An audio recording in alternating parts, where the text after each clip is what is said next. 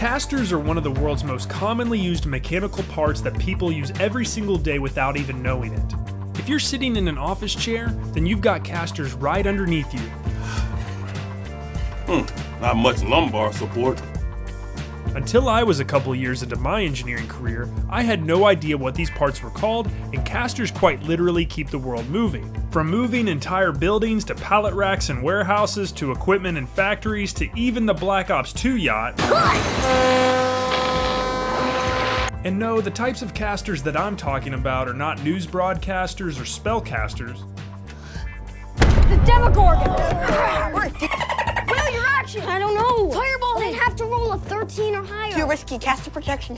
Casters are mechanical parts consisting of a wheel that usually swivels where the wheel is offset from the center so the wheel can rotate a full 360 degrees. Casters get their name from the verbiage to cast out, where the idea is that as the caster changes directions, the wheel is thrown or cast out in a particular direction, like casting out a fishing line.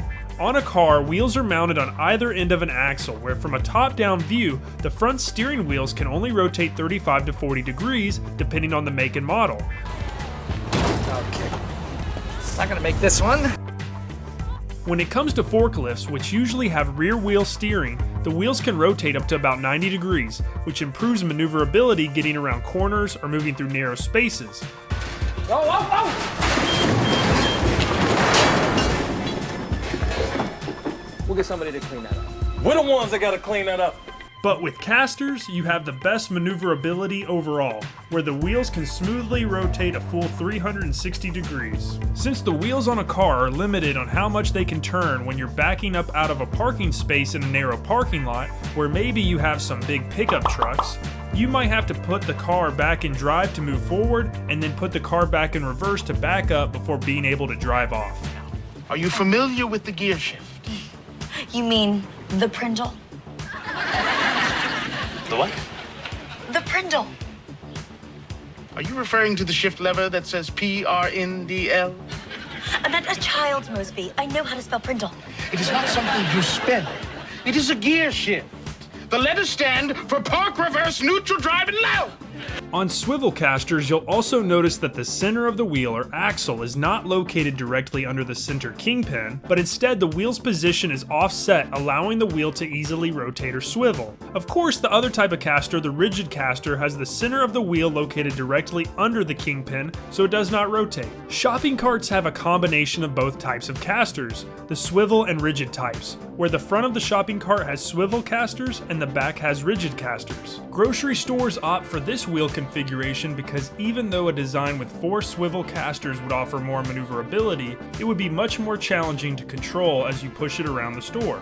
One YouTube commenter wrote that with 4 swivel casters on each corner of a toolbox, turning and steering is much harder, and if the floor isn't level, the object will drift if you leave it sitting in place. Casters have become such a popular industrial part that there are thousands of products to choose from, where the parts can even be found along the Mythbusters wall of labeled storage bins. I found these beautiful, beautiful wheels. They're 3-inch casters. That's a 3-inch rise. They're smart casters without a lock. Smart casters swivel, dumb casters do not. I know, that's an assumption about what casters desire in life, but you know, they don't have language, so they don't get to participate in the naming ceremony. These slick spinners are rising in popularity globally, where Chinese e-commerce companies like Temu advertise using them for moving furniture. And rigid casters can even be seen on your favorite home improvement reality TV shows being used to make library ladders. Door hardware and casters, but it works. I mean, I climbed on that thing and it held me and it'll roll with me on it, so. Roll on. Casters keep stuff quite literally rolling, just about everywhere you look, from the food and beverage carts on airplanes to office chairs, even on the bottom of custom-built skateboards.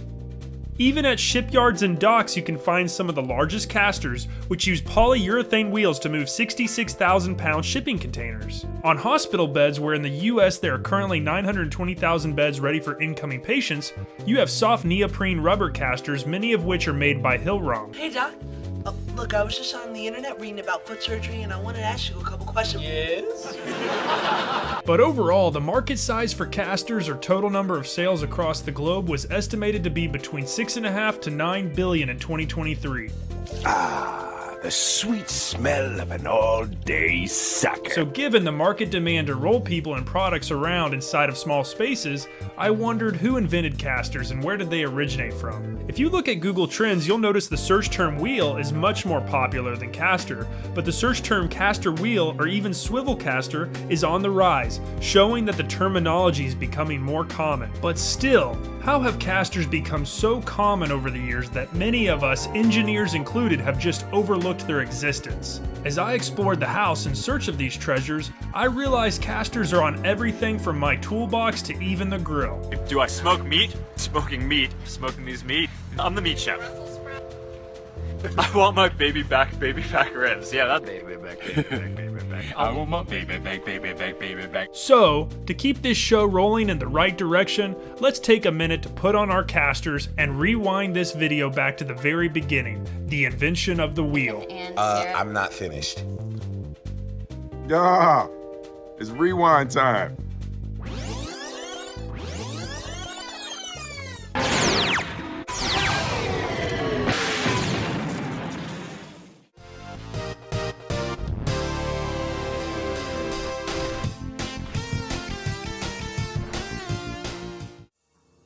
Throughout human history, wheels have evolved, going from wooden discs, some of which were literal slices of tree trunks, to spoked wheels, which were lighter, allowing chariots to move much quicker. As metalworking became more common, iron rims were added to the outer circumference of wheels for durability, and historians believe that casters have been around almost as long as the wheel, but the earliest historical record that I could confirm for a swivel caster was a German drawing in the Codex LoffelHolz from 1505, where the casters were mounted to the bottom of a desk chair.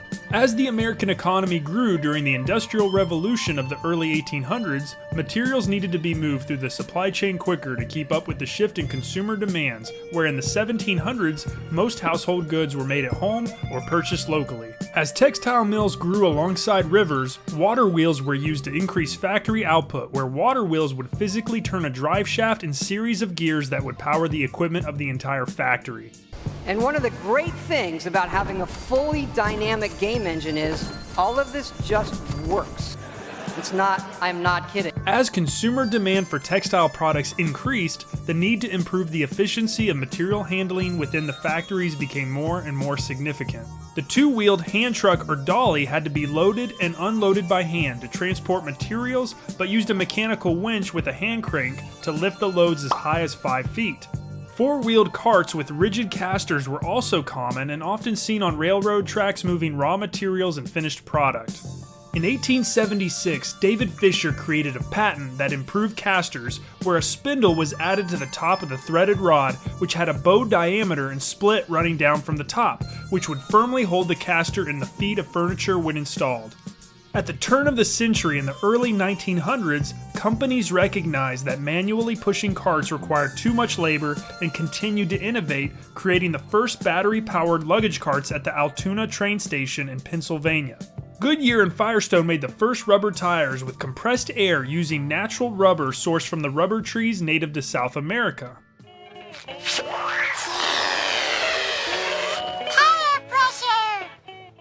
Soon after, in 1917, the three-wheeled tow tractor was developed by Clark, which piqued the interest of other manufacturers, resulting in Clark mass-producing the three-wheeled internal combustion vehicles. This allowed for warehouses to move materials quicker and put more materials into less space, which saved companies money. 1 million, 2 million, 3 million, 4!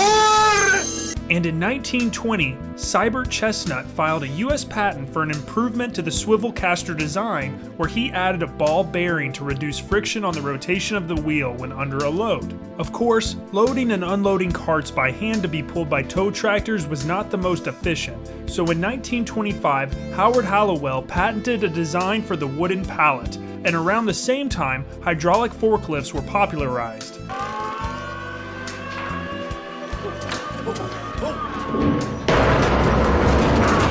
The innovation of hydraulic forklifts allowed the forks to be raised up on the mast with a load raised above the cab, which allowed pallets to be double stacked for the first time. And the innovation of standardized pallet sizes led to forklifts becoming more mainstream for material handling. It wasn't long before the wheel saw its next big innovation. fulfilling your destiny. In 1931, a team of chemists at DuPont led by Wallace Carruthers developed the synthetic rubber neoprene, which streamlined mass production of tires since natural rubber didn't have to be harvested from trees anymore. I simply respect chemistry. During World War II, Clark produced almost 90% of the forklifts and tow tractors required by the military and introduced the first pneumatic tired trucks for off-road use. Going into America's golden age or post-war boom, companies recognized the value of warehouse real estate, and rather than expand warehouse pallet racks outward, they decided to move upward toward the ceiling like you see at certain wholesale and home improvement retailers. In 1964, overhead guards were added to forklifts to protect drivers from falling objects, and the seatbelt was added to prevent drivers from jumping from the vehicle when tipping over. In the modern era, robotics have become a popular means to reduce workload requirements as the American economy has experienced labor shortages, where in April 2021, 4 million Americans quit their jobs.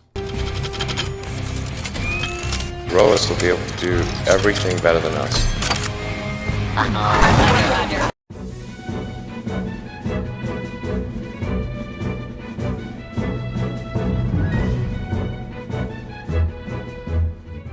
Around plants, autonomous mobile robots, many of which have casters, are commonly seen moving pallets of material and product between conveyors on different lines of equipment. The war against the machines.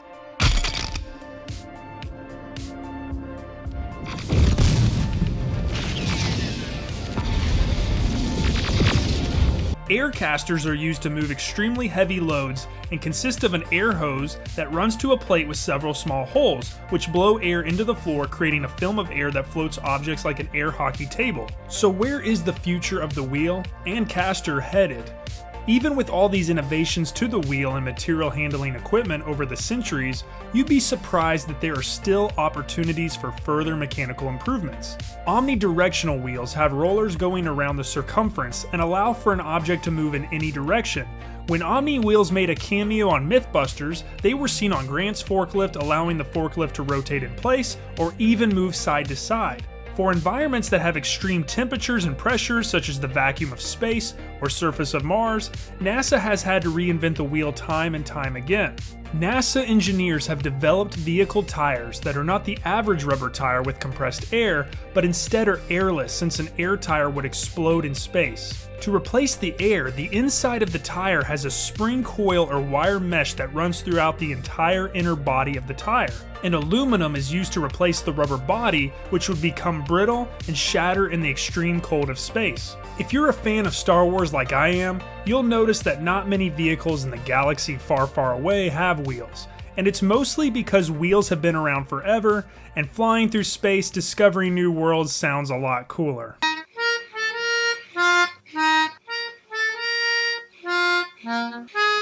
Wherever the future of casters and wheels are headed, I think a lot of people in the manufacturing and supply chain industries can agree that right now it is an exciting time to be a part of the innovations in the material handling space. Many of us engineers get excited about the opportunities for innovation and creativity when it comes to improving the wheel, solving problems such as how to increase the durability of a material when under stress or reduce the friction between parts.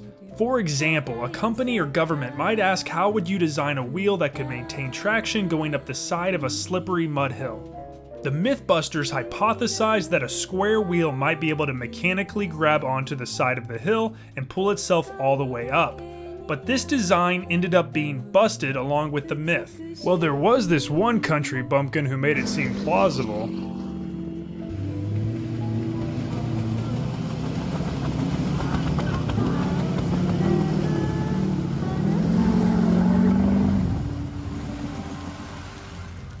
Ultimately, even though the wheel was a simple invention that has been around since the foundation of human civilization, it's an invention that has helped to move people and materials, an invention that has helped to build entire cities. And from the wheel, the caster later emerged.